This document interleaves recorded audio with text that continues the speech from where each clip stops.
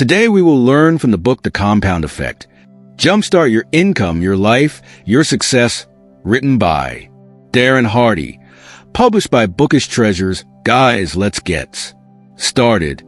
The compound effect and its main elements. Definition of the compound effect. Small, smart choices plus consistency plus time equals radical. Difference. The compound effect is the principle of reaping huge rewards from a series of small, smart choices. Your only path to success is through a continuum of mundane, unsexy, unexciting, and sometimes difficult daily disciplines compounded over time. Even though the results are massive, the steps in the moment don't feel significant. The changes are so subtle, they're almost imperceptible. These small changes offer no immediate result, no big win, no obvious I told you so payoff. Choices are at the root of every one of your results. Each choice starts a behavior that over time becomes a habit. Choose poorly, and you just might find yourself back at the drawing board, forced to make new, often harder choices. Don't choose at all, and you've made the choice to be the passive receiver of whatever comes your way. Every decision, no matter how slight, alters the trajectory of your life. Whether or not to go to college, whom to marry, to have that last drink before you drive, to indulge in gossip or stay silent, to make one more prospecting call or call it a day, to say I love you or not. Ask yourself, how many of my behaviors have I not voted on? What am I doing that I didn't consciously choose to do, yet continue to do every day? Your biggest challenge is not that you've intentionally been making bad choices. Heck, that would be easy to fix. Your biggest challenge is that you've been sleepwalking through your choices. Half the time, you're not even aware you're making them. Nobody intends to become obese, go through bankruptcy, or get a divorce, but often, if not always, those consequences are the result of a series of small, poor choices. For most of us, it's the frequent, small, and seemingly inconsequential choices that are of grave concern. I'm talking about the decisions you think don't make any difference at all, whether they're boneheaded maneuvers, no biggie behaviors, or are disguised as positive choices. Those are especially insidious. These seemingly insignificant decisions can completely throw you off course because you're not mindful of them. Super small, seemingly inconsequential adjustments can and will revolutionize everything. Step by step, day by day, your choices will shape your actions until they become habits, where practice makes them permanent. Losing is a habit, so is winning. Examples. You inhale a soda and bag of potato chips and suddenly realize only after you polished off the last chip that you blew an entire day of healthy eating, and you weren't even hungry. You get caught up and lose 2 hours watching mindless TV. Scratch that, let's give you some credit and make it an educational documentary before realizing you spaced on preparing for an important presentation to land a valuable client. To help you become aware of your choices, I want you to track every action that relates to the area of your life you want to improve. Awareness and positive behaviors compound. Tracking is my go-to transformation model for everything that ails me. Over the years, I've tracked what I eat and drink, how much I exercise, how much time I spend improving a skill, my number of sales calls. Carry around a small notebook, something you'll keep in your pocket or purse at all times, and a pen. You're going to write it all down every day, without fail. No excuses, no exceptions. If you've decided you want to get out of debt, you're going to track every penny you pull from your pocket. If you've decided you want to lose weight, you're going to track everything you put into your mouth. If you've decided to train for an athletic event, you're going to track every step you take, every workout you do.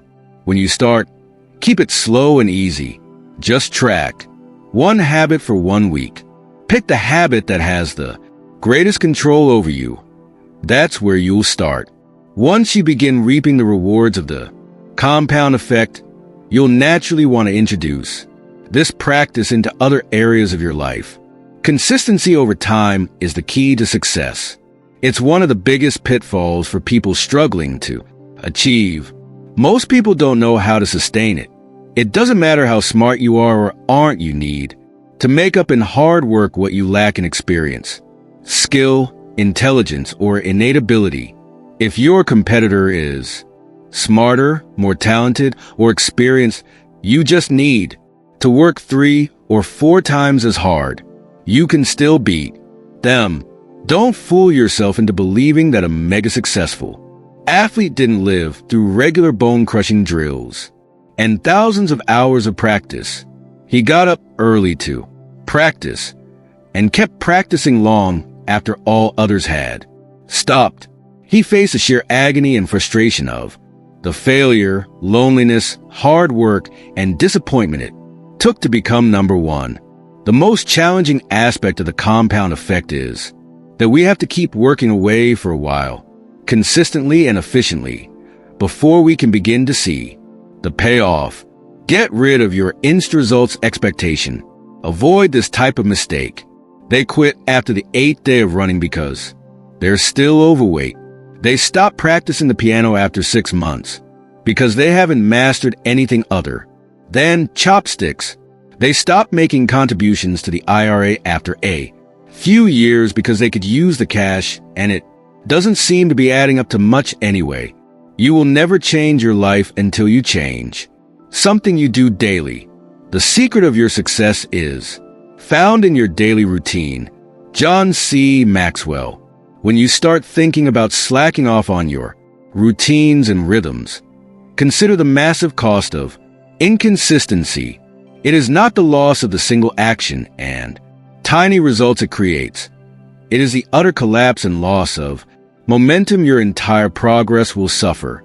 Why power? You've got to want something and know why. You want it, or you'll end up giving up too easily.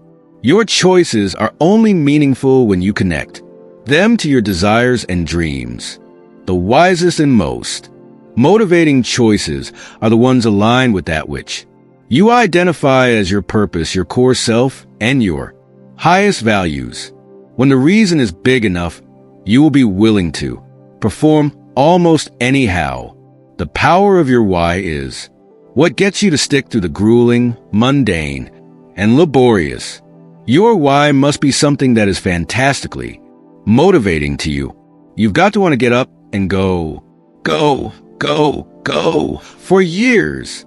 Look beyond the motivation of monetary and material goals. Even if you acquire the shiny objects, you won't capture the real prize, happiness and fulfillment. The access point to your why power is through your core values, which define both who you are and what you stand for. If you haven't already clearly defined your values, you may find yourself making choices that conflict with what you want. When your actions conflict with your values, you'll end up unhappy, frustrated, and despondent. Decision-making is easier when you are certain of your core values. When faced with a choice, ask yourself, does this align with my core values? If it does, do it. If not, don't, and don't look back. Example, if I was to put a 10-inch wide, 30-foot long plank on the ground and say, if you walk the length of the plank, I'll give you $20. Would you do it? Of course, it's an easy $20. But what if I took that same plank and made a rooftop bridge between 2 100-story buildings? That same $20 for walking the 30-foot plank no longer looks desirable or even possible, does it? You'd look at me and say, not on your life. However, if your child was on the opposite building and that building was on fire, would you walk the length of the plank to save him? Without question, and immediately you do it. $20 or not. Goals. You need to know where you are going. The compound effect is always working, and it will always take you somewhere. The question is, where? You must know where you want to go. What goals, dreams, and destinations do you desire? Something almost magical happens when you organize and focus your creative power on a well-defined target. When most people set out to achieve new goals, they ask, okay, I have my goal. Now what do I need to do to get it? It's not a bad question, but it's not the first question that needs to be addressed either. The question we should be asking ourselves is, who do I need to become? Influences, your choices, behaviors, and habits are influenced by powerful external forces. You will need to understand and govern these influences so they will support rather than derail you. There are 3 kinds of influences. Input, what you feed your mind. Associations, the people with whom you spend time. Environment, your surroundings. Input, garbage in, garbage out. Example, I don't watch or listen to any news and I don't read any newspapers or news magazines. 99% of all news has no bearing on my personal life or my personal goals, dreams, and ambitions. Anyway, I have set up a few RSS feeds identifying the news and industry updates that do pertain to my direct interests and goals. I get the most productive information I need when I need it in less than 15 minutes a day. Associations, the people with whom you habitually associate, are called your reference group. Your reference group determines as much as 95% of your success or failure in life. Who do you spend the most time with? Who are the people you most admire? Are those 2 groups of people exactly the same? If not, why not? Jim Rohn taught me that we become the combined average of the 5 people we hang around the most. The people with whom we spend our time determine what conversations dominate our attention and to which attitudes and opinions we are regularly exposed. Eventually, we start to eat what they eat, talk like they talk, read what they read, think like they think, watch what they watch, treat people how they treat them, even dress like they dress. More often than not, we are completely unaware of the similarities between us and our circle of 5. The best way to increase your potential for whatever traits you desire is to spend the majority of your time with people who already possess those traits, the behaviors and attitudes which help them acquire the success you admire will begin to become part of your daily routine. Remove people. There are some people you might need to break away from completely. Determine the quality of life you want to have, and then surround yourself with the people who represent and support that vision. I'm constantly weeding out people who refuse to grow and live positively. Add people. Identify people who have positive qualities in the areas of life where you want to improve. People with the financial and business success you desire, the parenting skills you want, the relationships you yearn for, the lifestyle you love. Befriend the person you think is the biggest, baddest, most successful person in your field. What do they read? Where do they go for lunch? Spend more time with these people. Join organizations and businesses, health clubs, networking groups, Toastmasters charity, organizations, symphonies, country clubs, etc., where these people gather and make friends. You can have almost any mentor you want if they have gathered their best thoughts, stories, and ideas into books, articles, or podcasts. Principles to keep in mind when you apply the compound effect. Behaviors never lie. If there's a discrepancy between what you say and what you do, I'm going to believe what you do every time. Look at the list of bad habits you do. That's the truth about who you are. Now you get to decide whether that's okay. or if you want to change. Examples. If you say self-improvement is a priority, but you spend more time with your Xbox than at the library, I'm believing the Xbox. If you say you're a dedicated professional, but you show up late and unprepared, your behavior rats you out every time. You say your family is your top priority, but if they don't appear on your busy calendar, they aren't.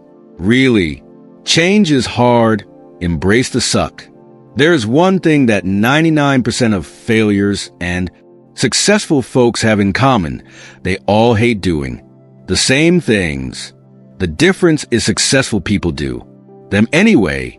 If it's hard, awkward, or tedious, so be it. Just do it. The ultimate measure of a man is not where he stands in moments of comfort and convenience, but where he stands at times of challenge. Dr. Martin Luther King Jr. You set yourself up for failure by doing too much too soon. When people get started in a new behavior, they almost always overdo it. Of course, I want you to feel excited about setting up a rhythm for success, but you need to find a program that you can absolutely, positively do in the long term without renegotiation. I don't want you thinking of the rhythms you can do for this week, month, or even the next 90 days. I want you to think about what you can do for the rest of your life. Most of us lead our lives in fits and starts. Examples. We start up a routine of making 10 prospecting calls a day, strike a little gold, and then shift into neutral. We get hopped up about our new date night routine with our spouse, but in a few weeks, it's back to Netflix and microwave popcorn on the couch Friday nights. I see people buy a new book, sign up for a new program or seminar, and go like crazy for a couple of weeks or months. Then they stop and end up right back where they started. Bias for action. Suppose you've always wanted to play the piano, but feel it's too late because you're about to turn 40. If you start now, by the time your retirement age, you could be a master as you'll have been playing for 25 years. The key is to start now. Extreme ownership. I always took 100% responsibility for everything I experienced, completely owning all of my choices and all the ways I responded to whatever happened to me. Avoid finger pointing, victimhood, blaming, and expecting someone else to solve your problems. You alone are responsible for what you do, don't do, or how you respond to what's done to you. If you've ever blamed traffic for being late, or decided you are in a bad mood because of something your kid, spouse, or coworker did, you're not taking 100% personal responsibility. You arrived late because the printer was busy. Maybe you shouldn't have waited until the last minute. Coworker messed up the presentation. Shouldn't you have double-checked yourself before delivering it? Not getting along with your unreasonable teen? There are countless fantastic books and classes to help you learn how to deal. Gratitude. Thanksgiving journal. One Thanksgiving, I decided to keep a Thanksgiving journal for my wife. Every day for an entire year I logged at least one thing I appreciated about her. The way she interacted with her friends, how she cared for our dogs, the fresh bed she prepared, a succulent meal she whipped up, or the beautiful way she styled her hair. That day, whatever, I looked for the things my wife was doing that touched me, or revealed attributes, characteristics, or qualities I appreciated. I wrote them all down secretly for the entire year. By the end of the year, I'd filled an entire journal. The funny thing was that the person most affected by this gift was me. All that journaling forced me to focus on my wife's positive aspects. I was consciously looking for all the things she was doing right. That heartfelt focus overwhelmed anything I might have otherwise complained about. I fell deeply in love with her all over again, maybe even more than ever, as I was seeing subtleties in her nature and behavior instead of her more obvious qualities. My appreciation, gratitude, and intention to find the best in her was something I held in my heart and eyes each day. Habits. Merriam-Webster defines habit this way: an acquired mode of behavior that has become nearly or completely involuntary. If you eat healthily, you've likely built habits around the food you buy and what you order at restaurants. If you're fit, it's probably because you work out regularly. If you're successful in a sales job, it's probably because your habits of mental preparation and positive self-talk enable you to stay optimistic in the face of rejection. I've met with many great achievers, CEOs and superstars, and they all share one common trait. They all have good habits. A daily routine built on good habits is the difference that separates the most successful amongst us from everyone else. Example: Larry Bird was one of the most consistent free throw shooters in the history of the NBA. Growing up, his habit was to practice 500 free throw shots every morning before school. On changing habits, the payoff or instant gratification derived from bad habits often far outweighs what's going on in your rational mind concerning long-term consequences. Think about what you can add in, not take out. Instead of saying, "I want to stop watching TV for 3 hours a day," ask yourself what you want to do with 3 hours of free time if you had it. Then focus on this. Creating new habits will take time. Be patient with yourself. If you fall off the wagon, brush yourself off, not beat yourself up and get back on. No problem. We all stumble. Strategies for changing habits. Identify your triggers. Look at your list of bad habits. For each one you've written down, identify what triggers it. Figure out the big fours: the who, the what, the where, and the when underlying each behavior. For example, are you more likely to drink when you're with certain people? Is there a particular time of day when you just have to have something sweet? What emotions tend to provoke your worst habits? Stress, fatigue, anger, nervousness, boredom? When do you experience those emotions? Who are you with? Where are you, or what are you doing? Clean house. Get rid of whatever enables your bad habits. Examples: if you want to stop drinking alcohol, remove every drop of it from your house. Get rid of the glasses, any fancy utensils or doodads you use when you drink, and those decorative olives too. If you're trying to curb your spending, take an evening and cancel every catalog or retail offer that flies in through your mailbox or your inbox, so you won't even need to muster the discipline to walk it from the front door to the recycle bin. If you want to eat more healthily, clean your cupboards of all the crap and stop buying the junk food. Swap it. Look at your list of bad habits. How can you alter them so that they're not as harmful? Can you replace them with healthier habits or dropkick them altogether? Examples: I love something sweet. If there is ice cream in the house, the something sweet turns into a triple scoop banana split with all the fixings, 1255 calories. Instead, I replaced that bad habit with 2 Hershey's Kisses, 50 calories. My sister-in-law started a habit of eating crunchy and salty junk food when she watched TV. She'd crunch through a whole bag of tortilla chips with little actual awareness. Then she realized that what she really enjoyed was a crunchy sensation in her mouth. She decided to replace her bad habit with crunching on carrot and celery sticks and raw broccoli spears. A guy who used to work for me had a habit of drinking 8 to 10 Diet Cokes a day. I suggested he replace them with low-sodium carbonated water, adding fresh lemon, lime, or oranges. He did this for about a month before realizing he didn't need the carbonation at all and switched to just Plain water. Learning. The great aim of education is not knowledge but action. Herbert Spencer.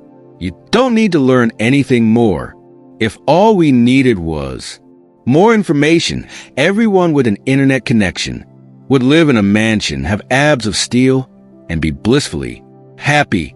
New or more information is not what you need. A new plan of action is.